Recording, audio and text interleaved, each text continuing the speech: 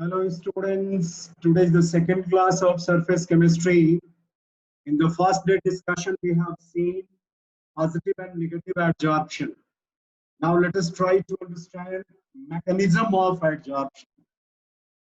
It has been pointed out earlier that the molecules at surface of the adsorbent are not in the same environment as those inside the bulk. The surface particles causes a lot of unbalanced or unused forces.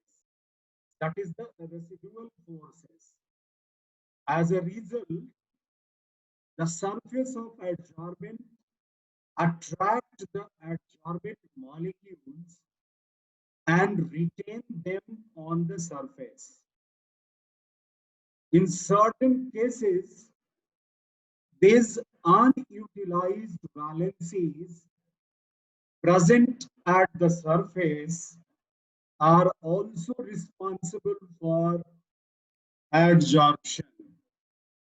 As for example, many transition metals like platinum, iron, cobalt, nickel, palladium, etc. are frequently used as catalysts whose unbalanced forces where unbalanced forces arise due to the presence of unpaired electron in d orbitals of the second last shell. The extent of adsorption increases with the increase of surface area per unit mass of the adsorbent under the given condition of temperature and pressure. I mean to say, when the surface area per unit mass increases, the extent of adsorption also increases. It simply means that when surface area of the adsorbent increases, number of unutilized valencies also increases. And it happens by breaking the given catalyst or adsorbent into many small pieces. When we break them in many small pieces, then we see surface area is increasing now. And when surface area increases, number of unbalanced forces also increases, and subsequently the rate of adsorption increases. Now let us try to understand thermodynamical aspect of adsorption, mechanism of adsorption. It is highly important for your board examination, so be careful here. First of all, we will learn enthalpy of adsorption.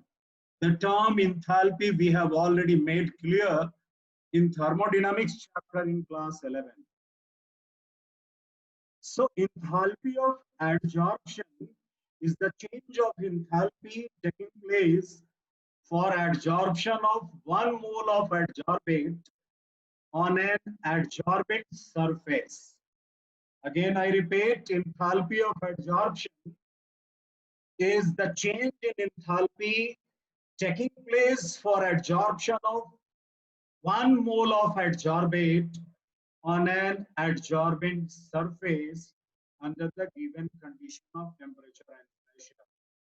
As for example, enthalpy of adsorption for chemisorption is highly negative, is more negative.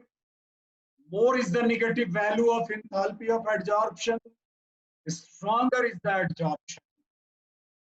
So in chemisorption, the value of enthalpy of adsorption is highly negative.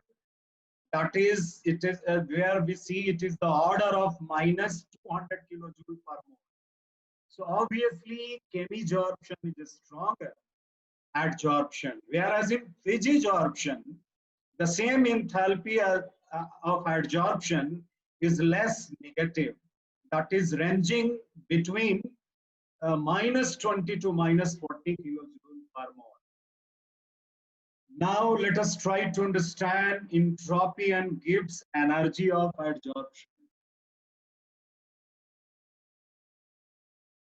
Here we see a gaseous adsorption. Before the adsorption of a gas, the randomness of the gas is more.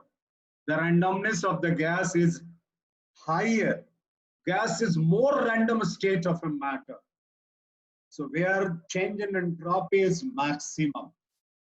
But when the same gas is adsorbed on the surface of an adsorbent, the delta S becomes negative. And as it is adsorbed, a chemical bond is developed between the adsorbent and adsorbent, which is an exothermic process. So delta H is again negative. So there are two terms involved in the gaseous adsorption, that is delta H and delta S. Delta H is negative because the attraction is taking place between adsorbent and adsorbate. That is, bond of formation is going on. So delta H is negative. And now gas is adsorbed on the surface. That is, from more random state to less random state it passes. So delta S also becomes negative. But adsorption is a spontaneous process for which delta G must be negative. Delta G must be negative. That is, delta G is equal to delta H minus T delta S. That must be negative. Otherwise, adsorption may not be spontaneous. But in practice, we see it is a spontaneous process. So to make delta G negative overall, the magnitude of delta H must be larger negative to make delta G overall negative. Only then the process of adsorption would be spontaneous. So this is all about the thermodynamical aspect of adsorption. Now we are going to start types of adsorption. Here in above discussion, we have seen there are two clear-cut types, that is physical adsorption and chemical adsorption.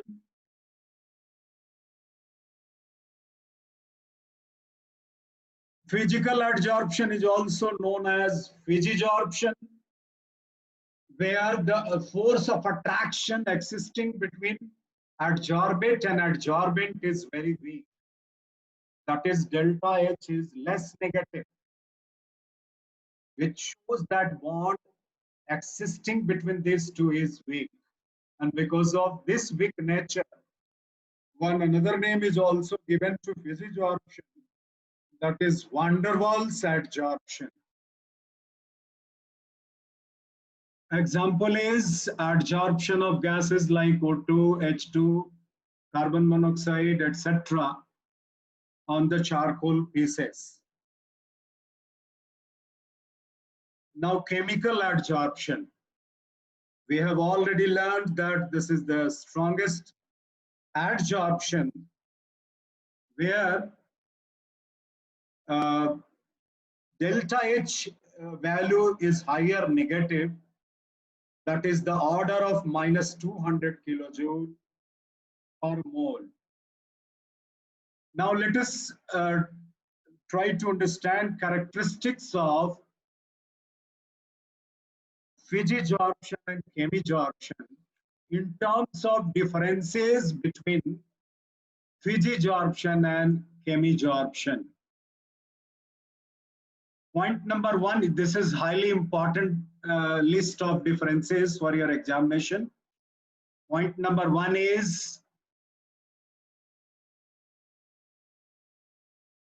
the force of attraction between adsorbent and adsorbent is very weak. That is van der Waals in nature in physisorption.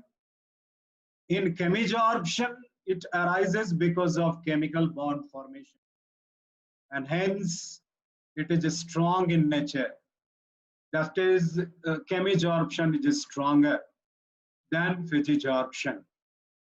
Point number 2 is specificity. We see that in physical adsorption, it lacks specificity. It means that it does not show any preference for a particular gas. Whatever be the gas we are taking in a closed vessel containing charcoal pieces, adsorption takes place there. On the other hand, chemisorption is highly specific in nature. It will only occur if there is some possibility of the formation of a chemical bond. As for example, oxygen is adsorbed on metal by the formation of oxide through chemical bond formation. Point number 3 is reversibility. Physical adsorption is totally reversible. It can be reversed easily by temperature change. It decreases with rise in temperature because the bond formed between adsorbent and adsorbate is weak in nature. On the other hand, chemical adsorption is irreversible in nature. It is due to the formation of a strong chemical bond, which is slow at the lower temperature. So temperature plays a vital role in the case of chemical adsorption. Later on, I will discuss, because this is important point for your board examination. So next point is 4th point, nature of the gas. It depends on the nature, that is in physical adsorption. It is discussed that it depends on nature of the gas. More easily liquefiable gases like ammonia are easily adsorbed on the surface of the adsorbent. On the other hand, in chemisorption, we see it is also nature depending. Gases which can react with adsorbent are easily chemisorbed. The next point of difference is surface area. We can say point number 4 and point number 5, these 2 points are points of similarity. Though we are studying in this list, but these 2 are the points of similarity. If in your exam, if it is asked that mention 2 similarities between these 2, then point number 4 and point number 5 we can mention there. So larger is the surface area, more is the extent of adsorption, and it is valid, equally good for both kind of adsorption. Point number 6, we have discussed already, enthalpy of adsorption. In physical adsorption, attraction is poor, so the enthalpy of adsorption is less. It ranges between -20 to -40 kilojoule per mole. Whereas in chemisorption, the value is very larger, negative, which ranges from 200 to 240 kilojoule per mole. Now the temperature, which is more important for your examination. So next day I will try to discuss the role of temperature in adsorption. So my request, try to keep on studying at home, and some related questions you should be doing at home, which are given as in-text problems in NCERT, as well as in exercise. Some important questions are given. You please keep on doing them. Thank you.